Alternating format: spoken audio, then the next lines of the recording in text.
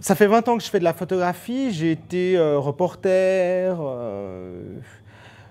photographe dans les pays de l'Est au moment de l'ouverture du mur. J'ai beaucoup travaillé pour les journaux. J'ai été sur les deux côtés de la caméra, c'est-à-dire que je me suis aussi occupé d'iconographie, j'ai tenu une galerie. Et puis j'ai fondé l'agence Réseau en 2001. Ce qui m'a toujours intéressé dans la photographie, c'était au départ la mémoire. Quand j'étais enfant, j'avais besoin de marquer des instants de mémoire. Je m'attachais énormément à la mémoire. Mais très vite, je me suis rendu compte en fait de ce qui m'intéressait, c'était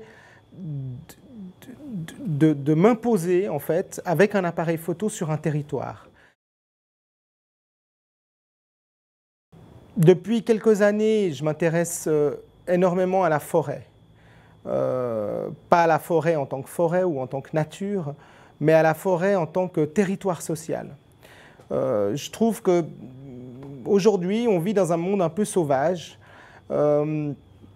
lié à l'économie, lié aux idées populistes, lié à cette espèce d'individualisme qui entoure notre société, et que l'homme commence depuis quelques vingtaines d'années à occuper la forêt. Et ce qui m'intéresse, c'est de faire un travail de fond sur les forêts européennes. J'ai commencé à travailler à Calais avec les migrants du nord de la France qui veulent passer en Angleterre, où au départ je faisais un vrai travail sur la migration, un peu comme tous les autres photographes, mais très vite, ce qui m'a intéressé, c'était ce territoire de forêt où les migrants vivaient, et surtout de montrer en fait leurs conditions de vie, de montrer ce retour forcé de l'homme à la nature en photographiant leurs cabanes. J'ai continué mes pérégrinations européennes en Grèce, à Patras, où j'ai photographié les gens qui non seulement étaient aussi dans des situations migratoires, mais surtout qui occupaient des territoires particuliers comme des oliveraies par exemple, ou des marécages. Je ne fais pas un travail sur les sans-abri, je fais un travail sur le retour de l'homme à l'état sauvage.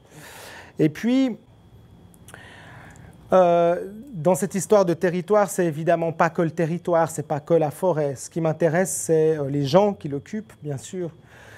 Et j'aime aussi, pour faire des bonnes images, j'aime me sentir chez moi. J'aime qu'on m'accueille et j'aime me sentir dans mon propre territoire photographique.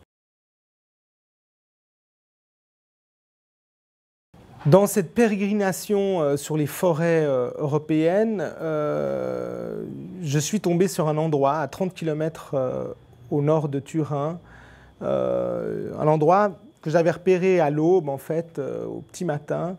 Et c'est un endroit où des femmes africaines en migration sont forcées à la prostitution.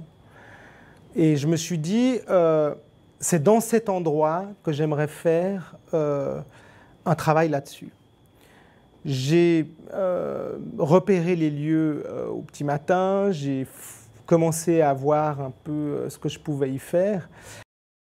Je suis tombé sur un endroit qui me paraissait extraordinaire, où je savais que je pouvais faire un travail intéressant sur ce sujet. J'ai photographié les matelas qui y traînaient, les chaises. Et puis, un beau jour, j'ai pris mon courage à deux mains et j'ai été demander à la fille qui travaillait si je pouvais faire des photos d'elle. J'ai rencontré Sarah sur ce pont. La rencontre était évidemment un peu farouche, comme ça. Et je lui demande si je pouvais faire des photos d'elle. Elle me dit non. Et je dis mais pourquoi? Elle me dit j'ai pas la bonne coiffure. Et je lui dis d'accord, mais est-ce que demain vous auriez la bonne coiffure? Et elle me dit oui, revenez demain. Et je suis revenu le lendemain et j'ai pu faire des photos d'elle. Et j'ai continué ce travail durant une année en venant 2 et 3 fois par mois en fait la photographier.